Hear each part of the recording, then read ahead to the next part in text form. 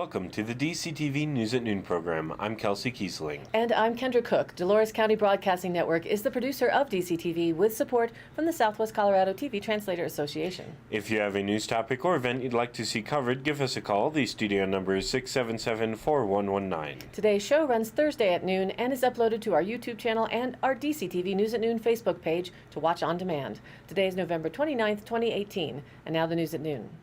Reported by the Cortez Journal, after finding elevated levels of asbestos in parts of its building, the Children's Kiva Montessori School has moved classes out of its facility at 601 North Mildred Road and back to Crow Canyon Archaeological Center for the second time this year.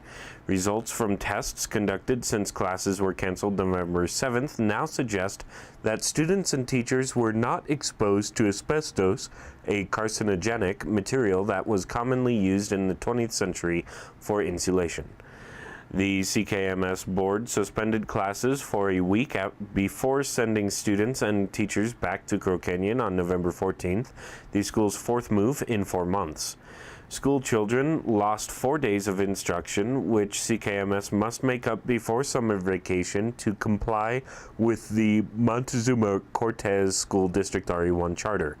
Jason Vaughn, Crow Canyon's media specialist, told the Journal in a press release November 10th that the center was donating space to CKMS during winter, typically a quiet time on the campus. The donation is a break for CKMS, which is in financial straits, according to a recent audit and documents from the RE1 school district. Feds indict Iranian hackers for SamSam ransomware on CDOT and other sites, as reported in Patch.com with file photos. A federal grand jury returned an indictment unsealed Wednesday against 2 Iranian nationals, charging them with deploying ransomware to extort hospitals, cities, and public institutions, including the Colorado Department of Transportation, or CDOT. Faramars Shahi Savandi, age 34, and Mohammed Mehdi Shah Mansouri, age 27, are the alleged architects of the SamSam ransomware international computer hacking and extortion scheme. The U.S. Attorney's Office alleges that the two extorted more than $6 million in ransom payments via Bitcoin from 200 institutional victims and caused $30 million in losses to those agencies and businesses. The computers at CDOT were attacked on February 19, 2019, when Savandi and Mansouri allegedly hacked into the computer network and encrypted all of the agency's computers with SamSam ransomware, the indictment said. The hackers demanded a ransom paid in Bitcoin to unlock the agency's computers with decryption keys for the encrypted data. CDOT announced that the agency had been hacked on February 21st and took 2,000 CDOT employee computers offline. The state said it would not pay a ransom. CDOT employees used personal devices for email or other work. The agency was attacked a second time in March. Today's indictment shows how seriously we take this type of criminal activity, said Deborah Blythe, Chief Information Security Officer for the Governor's Office of Information Technology. We want to thank the FBI for their partnership and commitment to prosecuting the malicious actors who are responsible for these devastating cyber attacks, end quote. Fortunately, CDOT's computer system was not tied to other state agencies, so the hackers were stopped at the agency level, Blythe said in an email. The network was, quote, segmented, so ransomware was contained to the business operations and didn't bleed into the traffic operations network. That meant highway cameras, variable message boards, and the cotrip.org website were unaffected. Quote, we had system backups that were offline and inaccessible to the attackers.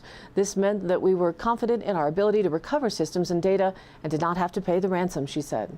According to a map released by the Department of Justice, more than 6 agencies or businesses in the state of Colorado were allegedly hacked by the SamSam ransomware. Savandi and Mansouri are charged with 1 count of conspiracy to commit wire fraud, 1 count of conspiracy to commit fraud and related activity in connection with computers, 2 substantive counts of intentional damage to a protected computer, and 2 substantive counts of transmitting a demand in relation to damaging a protected computer, the U.S. Attorney's Office said in their press release. It was unclear if an extradition process exists with the nation of Iran to bring Savandi and Mansouri to the United States for trial. According to the Cortez Journal, with a photo by Mary Shin, a handful of homeless campers living west of Durango hope to earn the right to stay where they are rather than be displaced again. Gina and Brian Witten and Patricia Hollenbeck cleaned up one of the most egregious abandoned campsites Monday afternoon north of the tech center, filling 13 trash bags with camping gear, plastic bottles, empty food cans, electronics, and other refuse.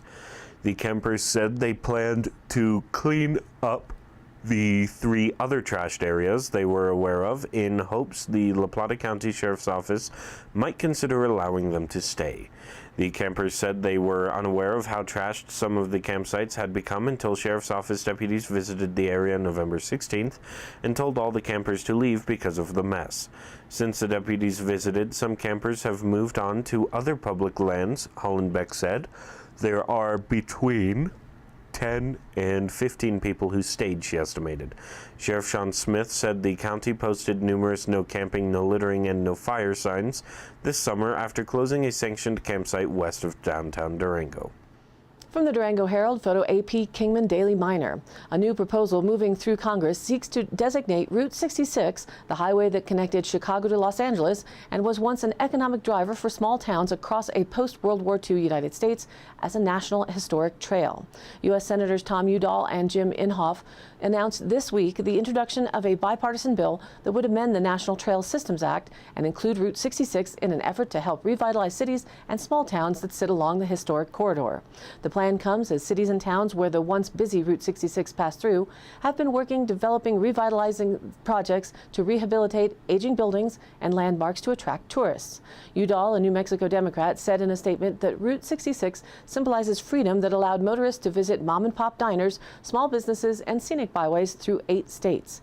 Quote, just as importantly, this bill would safeguard Route 66 as a cultural landmark, preserving its significance as the Main Street of America for future generations of adventurers, migrants, hitchhikers, and tourists venturing westward, Udall said. Inhofe, an Oklahoma Republican, said it was important for Congress to try to preserve the historic road with such a deep history. Quote, museums from Clinton to Elk City to Chandler highlight the impact of this road as a representation of American pioneer values, Inhofe said. The U.S. House of Representatives passed a similar bill in June. Under the proposal, the National Park Service would administer Route 66 as a National Historic Trail and would help spur critical preservation efforts along the highway. The agency would award federal funds for preservation, development, and promotion. According to the National Park Service, there are currently 19 designated National Historic Trails, including the Trail of Tears and Lewis and Clark Trail and the Selma to Montgomery March in Alabama. The route changed a number of times through the years and eventually became less of a destination thanks to new interstate highways. It was decommissioned as a U.S. highway in 1985. The World Monuments Fund in 2008 listed Route 66 on the, quote, watch list of 100 most endangered sites.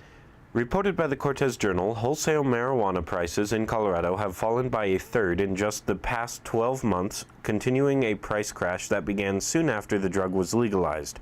Although this implies that some marijuana entrepreneurs are going to go bankrupt, the bigger financial hit will be felt by states that tax marijuana based on its price. Marijuana prices are collapsing in Colorado and in other legalization states, e.g. Oregon, where the price can go as low as $100 per pound, because a legal business is dramatically cheaper to operate than an illegal one. Because states generally set their marijuana tax rates as a percentage of price, their revenue per sale falls as marijuana prices fall. Ironically, in a bid for more tax revenue per marijuana sale, Colorado increased its marijuana tax rate from 10% to 15% last year, only to see the anticipated tax revenue wiped out by falling prices in a year's time. States may have failed to anticipate this problem because of misleading predictions about the effects of legalization. Pro-legalization economist Jeffrey Miron projected in 2010 the marijuana prices would fall 50% when prohibition was repealed and still yield high tax revenue. That was a rosy scenario. A starker prediction made by policy analyst Jonathan Calkins looks more prescient every day. He forecasts that legalized marijuana will fall in price to the level of other easily grown legal plants like wheat and barley, such that a joint might sell for a nickel or even become a complementary item akin to beer nuts at the bar. And now let's take a look at the weather. The national weather map shows active weather to impact the plains and Mississippi Valley. Heavy precipitation is expected near northern California over the next few days, with significant snowfall in the Sierra Nevada into Friday morning. The southern high plains will experience warmer than normal temperatures tomorrow, while the east coast remains cooler than normal. And of course, that rain and snow shows area across the Rockies, which brings us to our regional map. With a broad area of snow moving through the northern and central Colorado areas early this morning, it suggests that it will shift east of the Continental Divide, with westerly winds keeping snow going along the divide early this morning, that there will be a decreasing trend through the early part of the afternoon. During the latter part of the day, warm air ahead of a trough moving onshore over the west coast is expected to cause showers to expand through, though intensity will be light. The northern and central portion of the forecast will be favored initially, but most of the region will be impacted tonight as that Pacific trough sweeps across the Great Basin and then continues across the area on Friday. Deep moisture associated with this system is expected to bring respectable snowfall amounts to the mountains, with some light valley accumulations. The Four Corners region continues to bear watching as dynamics and flow favors the area late tonight into Friday morning. Advisories remain justified for the mountains, with amounts generally between 5 to 10 inches, with locally higher amounts. The advisory for the La Salle and Abajo Mountains in southeast Utah starts after 6 p.m. tonight. Slightly warmer temperatures today, but colder air enters this region behind this event, so expect cooler temperatures by Friday. And today, a slight chance of rain showers in the afternoon, then a slight chance of snow showers after 4 p.m., mostly cloudy with a high of 46 degrees today. South winds 10 to 15 miles an hour, low chance of precipitation at just 20% so far. And tonight, our DCTV 5-day outlook says its main event is coming with snow showers, mainly after 11 p.m., with a low around 30 degrees. Breezy as the winds pick up to 15 to 20 miles an hour tonight, and the chance of precipitation is now up to 80%. New snow accumulation of 1 to 3 inches overnight is possible. Into Friday, snow showers are likely, cloudy with a high near 38 degrees. South winds back down to 5 to 10 miles an hour. The chance of precipitation is 70%, with new snow accumulations of less than an inch possible. Then Friday night, snow showers are likely mainly before 11 p.m., cloudy with a low around 23 degrees. Southwest winds 5 to 10 miles an hour. Chance of precipitation is predicted at 60%, with new snow accumulations of just around another inch possible, but probably spotty. Saturday now shows a 40% chance of snow showers, but partly sunny with a cold high near 34 degrees. Southwest winds 5 to 10 miles an hour. And Saturday night, it increases to a 50% chance of snow showers, mostly cloudy with a low around 19 degrees. And the potential for winter wonderland continues on Sunday. Snow showers likely, mainly before 11 a.m., mostly cloudy with a high near the freezing mark of 32 degrees. Chance of precipitation remains likely at 60%. Sunday night, the system tapers off a bit with a slight chance of snow showers before 11 p.m., mostly cloudy, but now overnight temperatures may drop way down with a low to 12 degrees. And Monday stays cold and gets colder, mostly sunny with a high near 29 degrees. That's the high temperature. Monday night, partly cloudy with a low to single digits, around 9 degrees, with Tuesday not looking much better temperature-wise, mostly sunny with a high to 32 degrees. Tuesday night, partly cloudy with a low around 11. So get ready for some snow, followed by frigid temperatures over the next 5 days. And now, back to the news. From the Cortez Journal, with a photo from the Journal file, the Montezuma County Board of Commissioners has approved a fee increase for the 911 emergency service to pay for equipment upgrades. They agreed to a surcharge of $1 per month for every cell phone and landline, up from 70 cents. The increase now goes to Colorado Public Utilities Commission for final approval, which will then notify telephone service carriers. The additional funding will be used to upgrade outdated equipment at the Cortez-Montezuma County Communications Center. The dispatch center handles 911 calls and radio communications for local police, sheriff, fire departments, coroner, ambulance responders, plus Mesa Verde National Park and Empire Electric Association. In 1997, the city and county agreed to a consolidated dispatch center and to use the 911 surcharge funds to cover capital needs, including 911 phone systems, radio systems, and recording equipment, reports dispatch center supervisor Lori Johnson. The recording system was replaced in 2009 with the funds. In 2013, the phone system was upgraded at a cost of about $325,000. Currently, there is a need to replace the radio communication system, which will cost about $800,000, Johnson said. The radio system has not been replaced since 1997, and 2018 is the last year replacement parts will be manufactured for them. Reported in the Journal, file photo. Colorado Parks and Wildlife is reminding residents that bucks are in the height of their mating season and can be aggressive, especially in Durango's resident deer herd. Quote, they are looking for mates and they're intent on their dominance, said Joe Lewandowski, spokesman for CPW. If they see anything that they believe is threatening to their, quote, manhood, they can be, well, rather truculent in their demeanor. Lewandowski said bucks can pose a particular threat to dogs on a walk. Owners should keep a close eye on their pets, especially if they see a buck wandering around, and there are several throughout the town, he said. Patty Berenzowski was walking her 10-year-old mixed-breed dog, Chewy, around 6 p.m. on Friday on East 3rd Avenue when a buck attacked. Berenzowski said the buck emerged from behind a tree and attacked her dog, which was on a leash. She said the buck came back a second time. Chewy was taken to the veterinarian right away, suffering a puncture into his shoulder from the deer. Berenzowski said Chewy is on the mend and is expected to recover. I just want the public to be very aware it's rutting season, she said, and the deer in town, they're not afraid of dogs, they're not afraid of people, they're not afraid of anything. Lewandowski offered a few tips to keep owners and their dogs safe. Don't let dogs wander, keep them on a leash when out for a walk. If you see a buck while out walking, give it space. Don't put out any food that could attract deer. Deer can easily jump a backyard fence, so the fence doesn't necessarily protect your dog. And even if you're walking without a dog, be wary of bucks. Lewandowski said it is not unheard of for a buck to attack a dog. A few years ago, a dog in town was killed, he said. From the Durango Herald, winter is coming, and with the cool temperatures and snowy days come closures of both pedestrian and motor vehicle trails around La Plata County. The U.S. Forest Service is preparing to close 21 roads in the San Juan Mountains, 14 of which are scheduled to close by the end of the week, according to a news release from the federal agency. The road scheduled to close this week will be shut down until April 30th. Road closures come every year as the Forest Service tries to protect people from dangerous roads and shelter wildlife from the impacts of vehicle traffic, according to the news release. Colorado Parks and Wildlife is also closing some trails in the Durango area. The Bodo State Wildlife Area will be closed from December 1st to April 15th, except for Smelter Mountain, said Steven Silva with CPW. Smelter Mountain will be open from 10 a.m. to 2 p.m. daily, and dogs are prohibited, he said. Perrins Peak will also be closed from December 1st to April 15th, except for spring turkey season, when hunting license holders are allowed in the area, Silva said. Many trails in the Grandview Ridge Trail Network will also be closed from December 1st to April 15th, including the Big Canyon and Sail Barn trailheads, the South Rim Trail, and parts of Sidewinder and Cowboy trails accessible from Carbon Junction, said Mary Monroe Brown with Trails 2000.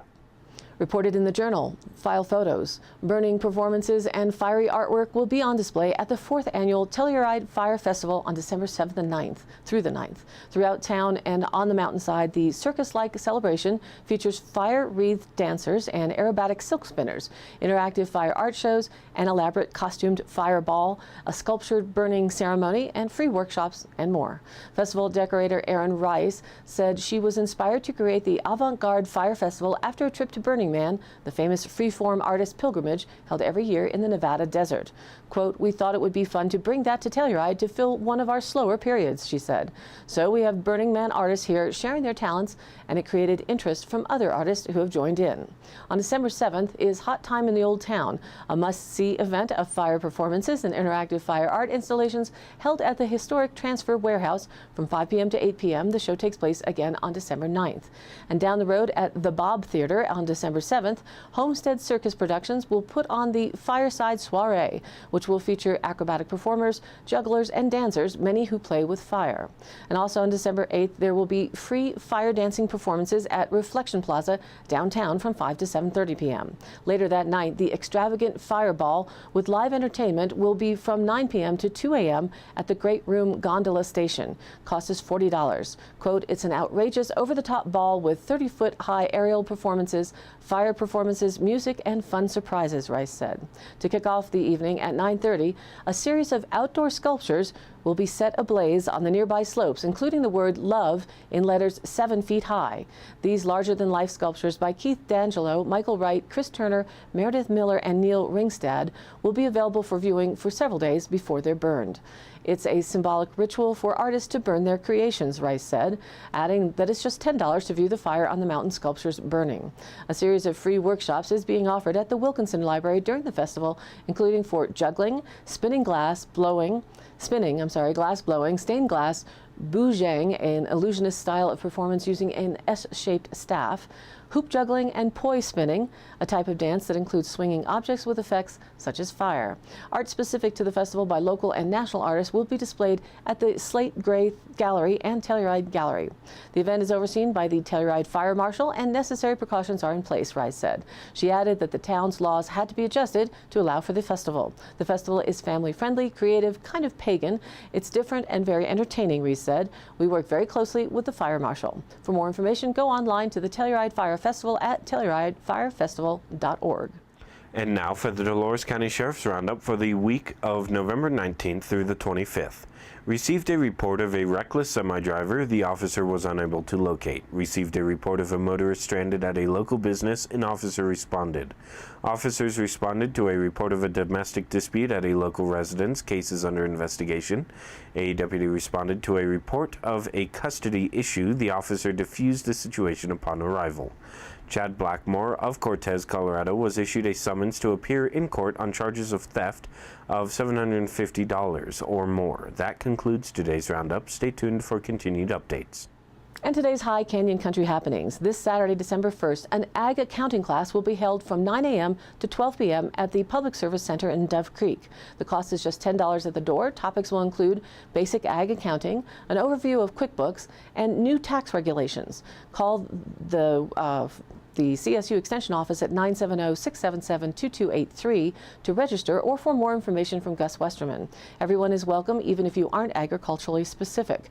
Bruce Chilpott will be the facilitator for the class.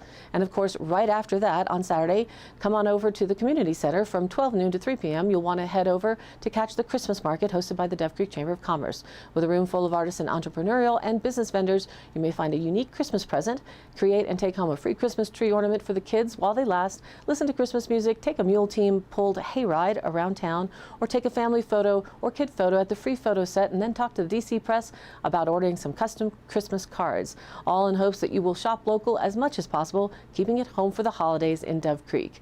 And in local meeting news, the Dolores County School District RE2J Board of Education meeting will be held December 5th, 2018. Their agenda includes celebrations, congratulations and reports, public participation section, and the consent agenda, student successes, which covers the 2019 mill levy certification, the revised 2018-19 budget, statement of authority for the Cajon Center, resolution authorizing the sale of the Cajon Center, and policies, second reading of GBGE staff maternity leave, and JQ student fees, as well as the personnel, held at the district office boardroom in Dove Creek at 7 p.m. And all of the happenings are posted on our DCTV News at Noon Facebook page, along with the YouTube replays, weather, original stories, and local posts. To share your event or information, contact us by email. It's dcbnnews@gmail.com or call the station 970-677-4119. Thanks for tuning in. News at Noon airs at noon Monday through Thursday and then is available online on our YouTube channel and our DCTV News at Noon Facebook page on demand. Be sure to like us there on Facebook and join in on the news of our area, and of course, please share it with a friend. For Kendra Cook with DCTV and the News at Noon program out of Dove Creek, USA, I'm Kelsey Kiesling. Thanks for watching.